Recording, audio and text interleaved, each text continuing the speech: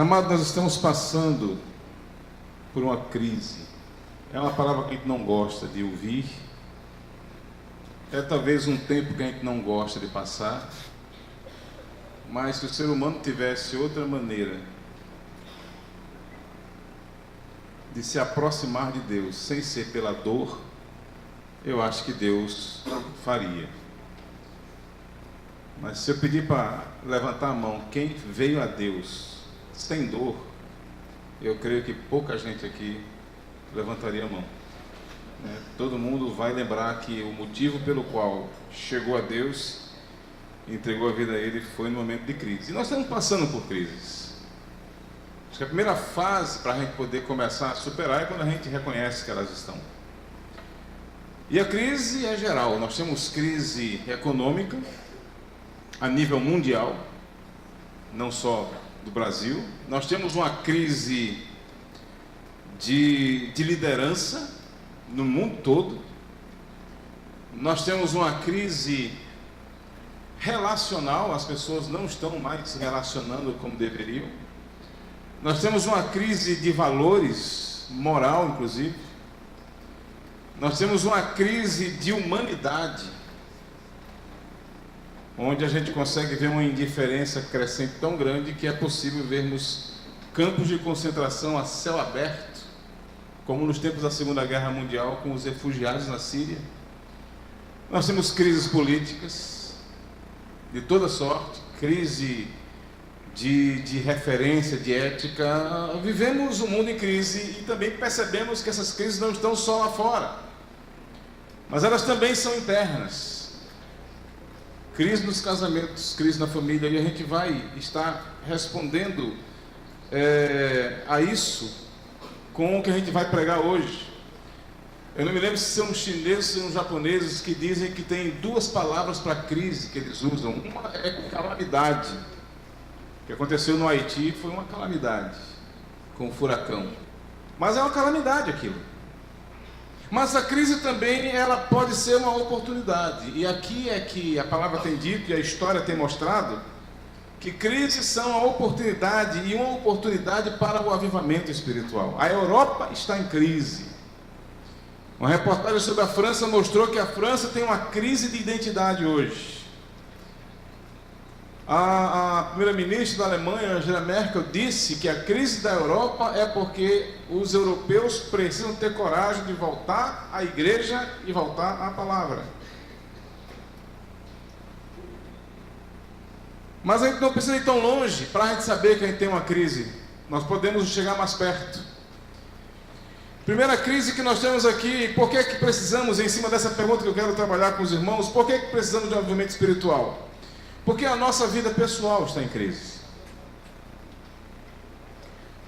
A nossa vida pessoal está em crise. É importante que a gente saiba quais são essas crises que nós temos. Hoje a gente percebe na vida das pessoas da igreja que há uma crise de fé. Talvez uma crise de concepção de fé. Um dos pecados mais difíceis de se combater é o que os teólogos chamam de corrupção noética.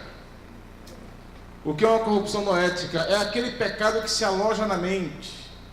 É quando as pessoas se desviam daquilo que Deus pensa e passa a viver de acordo com o que o mundo pensa, com o que as pessoas pensam, ou com o que você pensa ou pensa estar pensando, quando na verdade está reproduzindo um pensamento massificado pela mídia. Aí só faz terminar, essa é a minha opinião.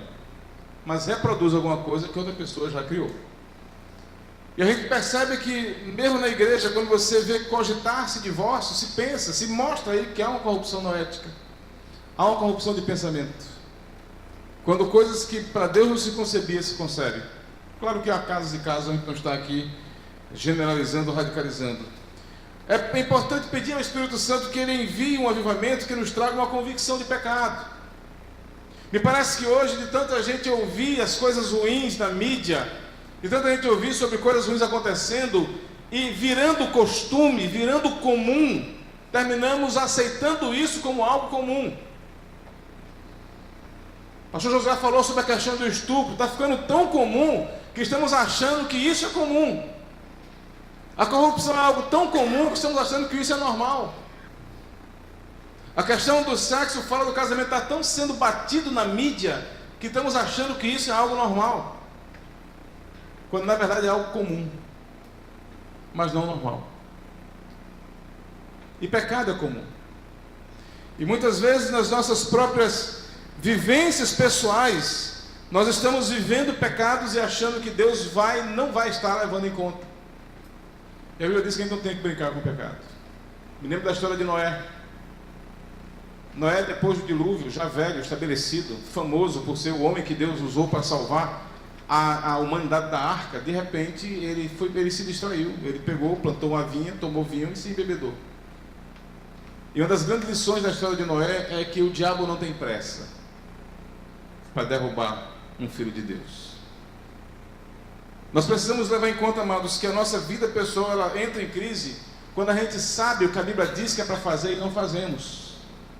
Ou não conseguimos entender mais o que é que Deus quer para nós. Existe o Salmo 139, 23, que está aí no impresso do boletim, se quiser acompanhe na pastoral, que ele diz: sonda-me, ó Deus, e conhece o meu coração, prova-me e conhece meus pensamentos, vê se há em mim algum caminho mau e guia-me pelo caminho eterno. 3 são os instrumentos que Deus usa para saber se estamos indo com Ele ou não: sondar, conhecer e provar.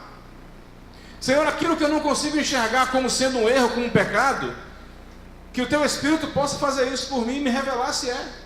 Porque existem pecados que muitas vezes você pode estar cometendo por ignorância. Senhor, revela o que é. Existem pecados que estão tão encrostados na gente que a gente nem percebe mais, nem acusa mais. Sonda.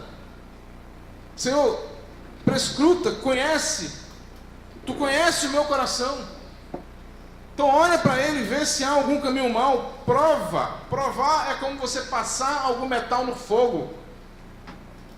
Quando o ouro é colocado no fogo, quanto mais intenso, mais escórias vão saindo dele, mais coisa vai ficando. E nós precisamos pedir ao Senhor que Ele possa nos sondar. E amados, avivamento, a gente tem aprendido desde semana passada que ele começa pela gente. Começa por nós. Eu não tenho que estar olhando para a igreja que está errada, eu tenho que estar olhando para mim. Como é que eu estou diante do Senhor? O que é que eu tenho feito para a coisa chegar como chegou? O que é que eu tenho contribuído ou deixado de contribuir para a crise que entrou no país, que entrou no estado, que entrou na igreja? E eu vou fazer uma confissão pessoal. Eu também já andei pedindo a Deus o seguinte: Senhor, eu quero um avivamento na igreja, e tem que começar por mim. A gente às vezes fica fazendo beicinho dentro da igreja, porque a gente acha que merecemos algo a mais. E eu passei um tempo, até antes da campanha, de beicinho, né? de sem brilho dos olhos, como se diz, com uma tristeza no coração, e como Elias dentro da caverna. Até que nesse aniversário da igreja, o pastor Nelson Romilda, numa das mensagens, ele ministrou profundamente ao meu coração numa das frases que ele usou. Estava triste por algumas coisas e tal, e estava recolhido. Estava aqui, mas recolhido. E Deus começou a tirar a visão, dizendo o seguinte: você precisa tirar a visão de você, daquilo que você acha que é digno, e colocar a visão no Cordeiro. E começar a dizer que você tem que fazer as coisas para o Cordeiro, porque ele é digno por causa do seu sacrifício na cruz. E aquilo foi me quebrando na emenda. Deus foi começando a me colocar quais são os pecados que eu preciso estar pedindo perdão, perdoando, e as restituições que eu preciso fazer. E eu as farei, para a glória de Deus. Porque se eu quero um avivamento na igreja, tem que começar em mim. Eu desafio você a fazer um giz imaginário de um círculo na sua casa, entrar dentro e orar ao Senhor: começa aqui. Começa aqui. Porque a gente só vai resolver a crise da vida pessoal quando Deus avivar a nossa vida e Ele nos visitar pessoalmente com o seu poder, com a sua unção. Aí deixaremos de estar de beicinho, chateado, com raiva, e começaremos a perguntar: que darei ao Senhor por todos os benefícios que Ele me tem feito? A gente tira o foco de nós e coloca no Senhor. É preciso que Deus coloque sua luz em nossos corações, pensamentos e caminhos. E aí você vai perceber que isso vai quebrantar, vai fazer você se arrepender e experimentar o perdão de Deus. Ou vamos fazer isso, experimentando o perdão de Deus, e esse avivamento virá. Mas nós precisamos começar a dizer: Senhor, começa por mim, sonda, e deixe que o Espírito Santo ministre o seu coração. Não deixe essa campanha passar como se nada tivesse acontecido. Isso às vezes vai revelar o quão distante estamos do Senhor. Mas uma outra crise que nós temos é a da família. Nós precisamos de um avivamento espiritual porque a família está em crise. Nós temos um texto lá em João, versículo 4, 16, 18, Jesus, quando ele dialogava com a mulher samaritana, que ela, como ele falou, precisa dar água viva para ela. Aí ela disse: eu quero essa água viva. Ele pegou e disse, aí está o texto aí, ele lhe disse: vá, chama o teu marido e volte. E ela disse: não tenho marido, respondeu ela. Disse-lhe Jesus: você falou corretamente dizendo que não tem marido. O fato é que você já teve 5, e o homem com quem agora vive não é seu marido. O que você acabou de dizer é verdade. Me parece uma situação muito parecida com o que acontece hoje. A gente tenta, se casa 1, 2, 3 vezes, não dá certo, então vamos para a questão da união estável. Como era o caso dela. Ou era um amante. Famílias em crise, divórcios dentro da vida cristã. E por que isso está acontecendo? Porque muitas vezes nós deixamos de estar buscando ao Senhor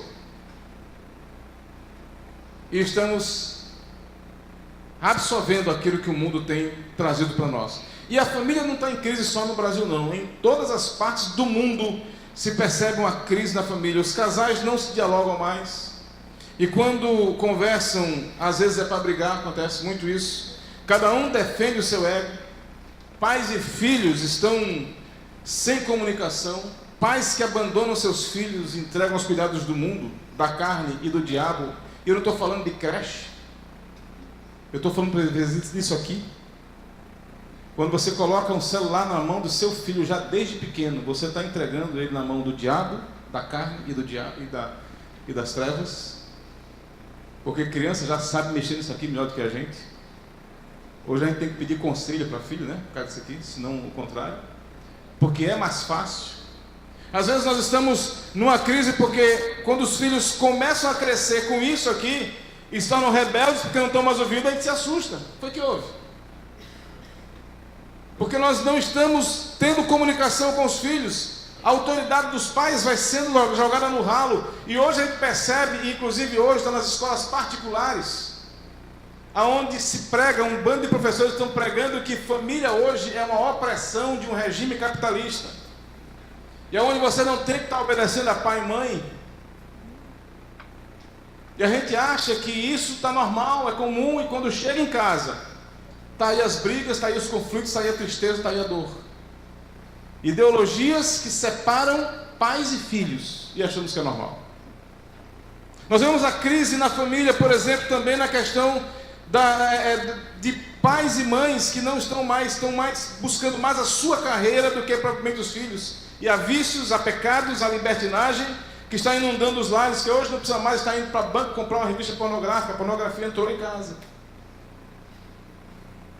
Ela está acessível a qualquer hora, em qualquer lugar.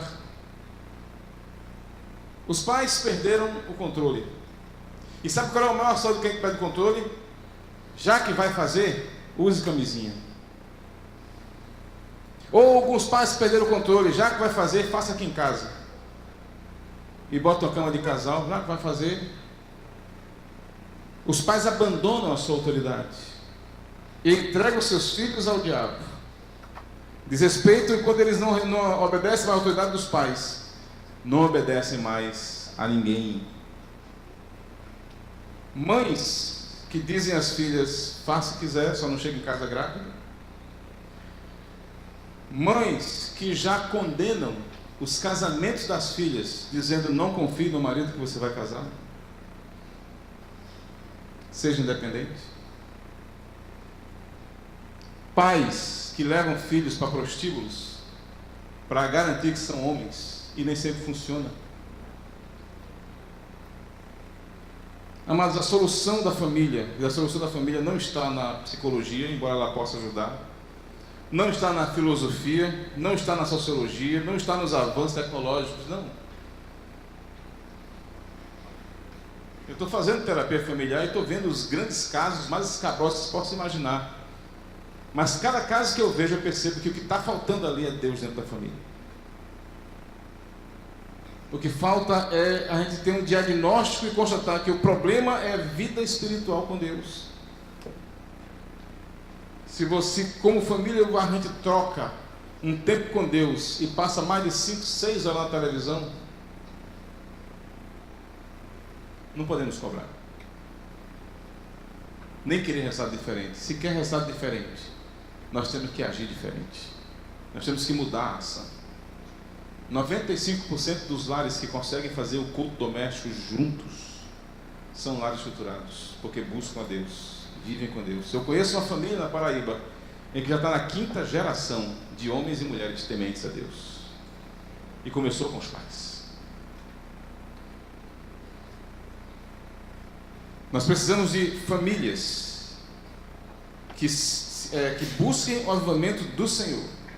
E quando vier o avivamento, eu creio que ela virá, eu vou ver famílias restauradas. Eu vou ver o Espírito Santo trazendo e convencendo famílias dos seus erros e eles pedindo perdão um ao outro para a glória de Deus. Você consegue dizer um amém a isso?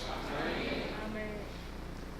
Mas além de nós, como pessoa, e além da família, e é claro que eu estou aqui, eu me incluo, porque a gente faz um autoexame daquilo que deixou de fazer e ora para que Deus consiga corrigir aquilo que a gente deixa de fazer, mas a igreja está em crise.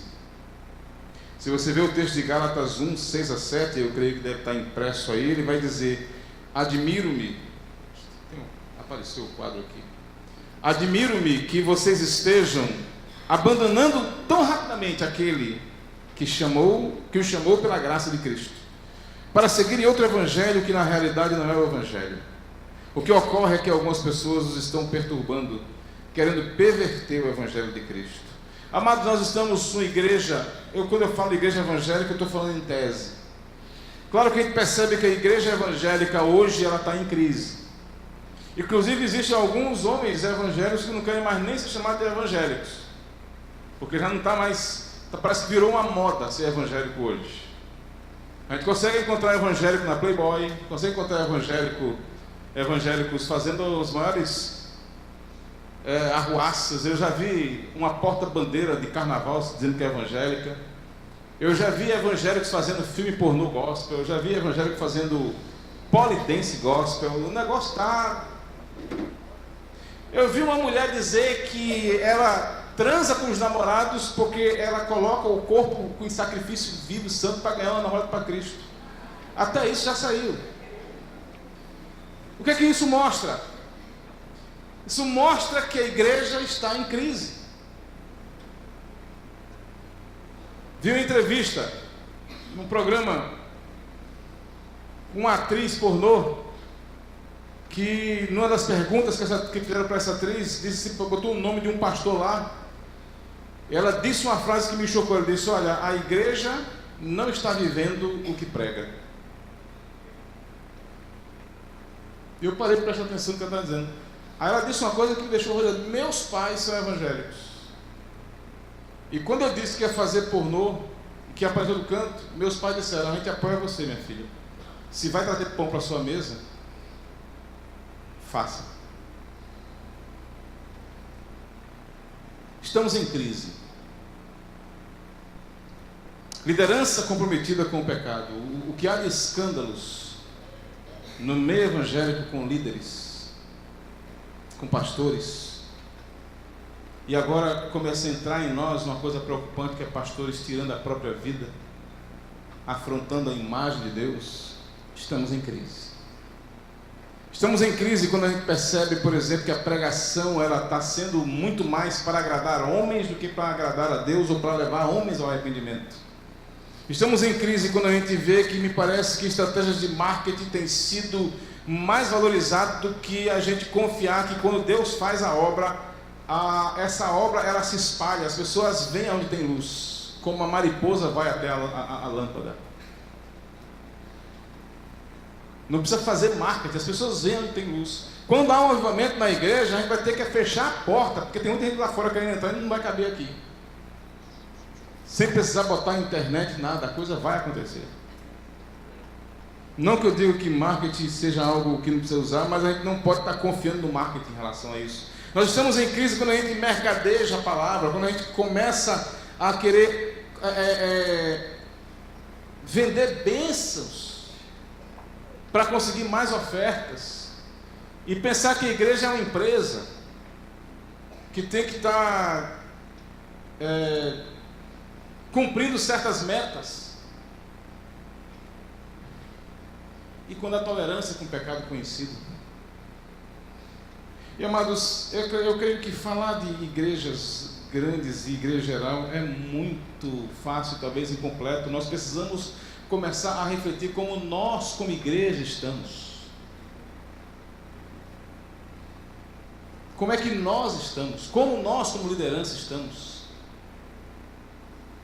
Meu sonho para a nossa igreja aqui, que a nossa igreja, e talvez isso seja muito perigoso, a nossa igreja é hoje talvez um padrão no estado da Paraíba.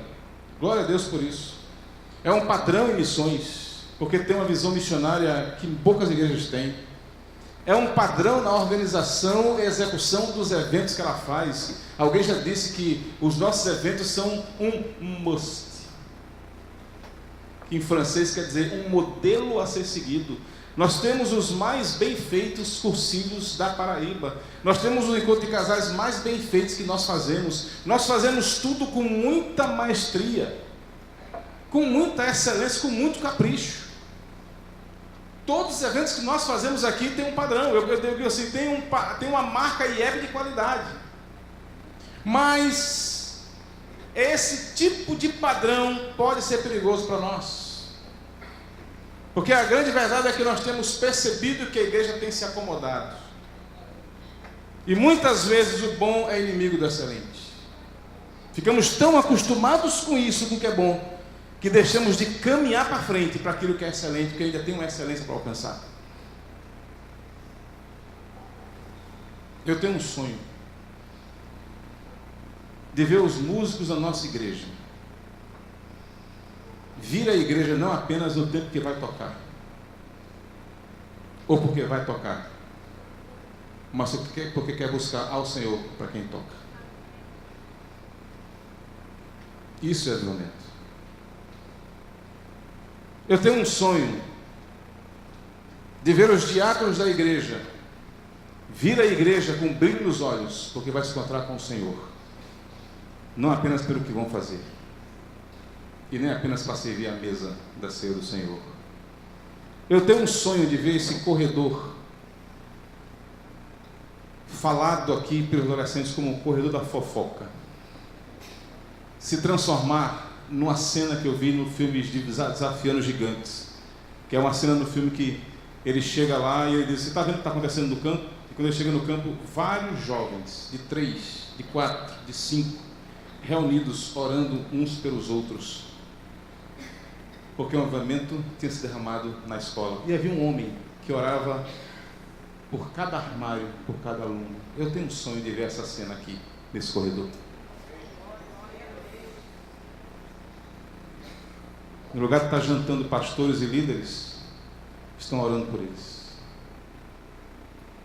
No lugar de estar falando de A ou B, estão orando uns pelos outros. E estão orando: Senhor, traz avivamento para a nossa igreja. Isso é avivamento. Não basta olhar apenas para a crise da igreja geral. Quais são as nossas crises aqui? Eu tenho um sonho de que a gente não vai vir mais apenas pelo costume de vir,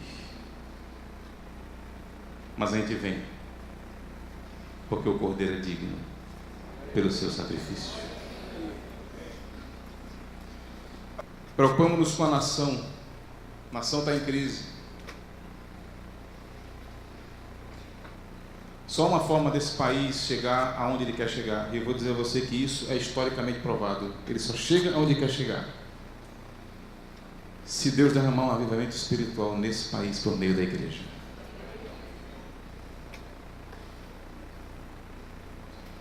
O presidente da Colômbia está recebendo o Prêmio Nobel da Paz pela sua promoção da paz com as Farc.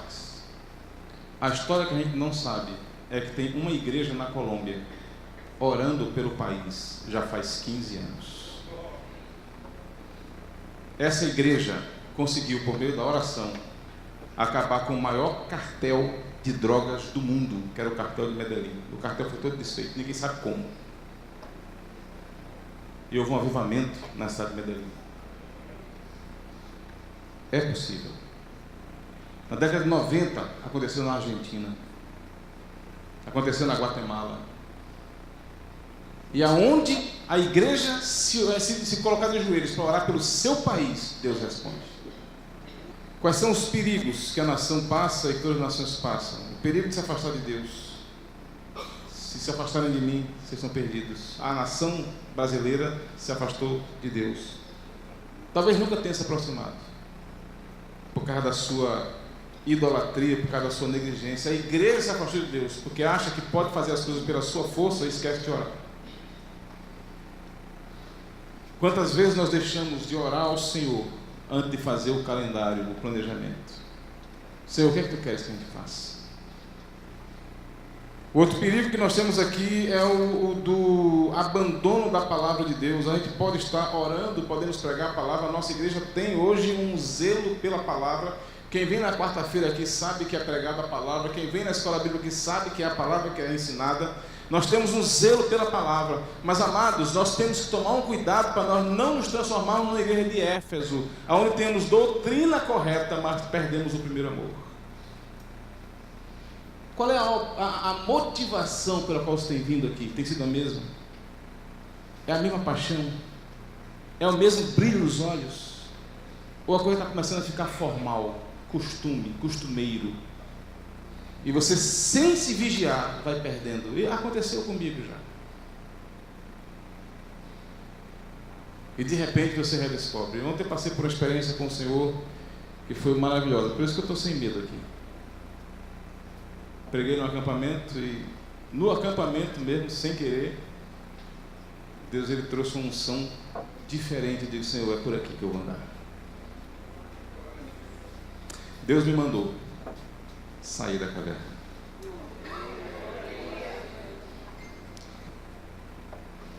Para que a nossa nação se dobre diante do Senhor, nós temos que nos dobrar primeiro. John e Charles Wesley, antes de serem que foram, estavam no celeiro deles orando, dizendo, Senhor, dá-nos a tua unção, dá-nos 12 homens, e a gente vira a Inglaterra de cabeça para baixo. Você tem coragem de orar assim? Eu quero virar meu estado de cabeça para baixo, eu quero virar minha cidade de cabeça para baixo, eu sei que é a partir de mim que isso vai acontecer. O outro perigo é o da idolatria. A idolatria, culto a deuses estranhos, tal. Aqui você vê um texto em que Isaías fala que Deus tem uma nação idólatra, mas às vezes nós estamos como crentes sendo idólatras. Isaías 42:8 diz assim, eu sou o Senhor e esse é o meu nome, eu não darei a outro a minha glória, nem a imagens o meu louvor. Amados, às vezes os ídolos modernos podem não ser aqueles católicos antes, a padroeira, Frei Damião e outros, mas hoje me parece que a idolatria hoje são as ideologias, de direita ou de esquerda, onde estamos achando que elas são mais importantes do que a visão do Senhor.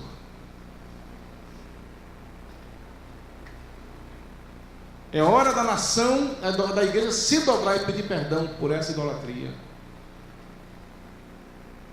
Se você está achando que a solução dos seus problemas está num político, você está sendo idólatra. Se você está achando que a solução do teu problema do país está numa ideologia, está sendo idólatra. Porque a Bíblia diz que é só o Senhor que pode sarar a nação. Pare de julgar a igreja conforme a visão do mundo. Volte-se ao Senhor e comece a enxergar o mundo como Deus enxerga. É isso que vai trazer avivamento. Situações de crise sempre serão oportunidades para avivamento. A única solução para a nossa vida pessoal, famílias, igrejas, nação, não é o tanto de mensagens que você vai ouvindo aqui. Essa pode ser mais uma que você vai ouvir e você vai esquecer. Mas tem a ver com você tomar uma decisão. O que você vai fazer a respeito do que ouviu a partir de hoje? É aí onde tudo muda. Você pode deixar como está? Você pode, quando chegar em casa hoje, dizer ao Senhor: começa em mim e a partir de mim.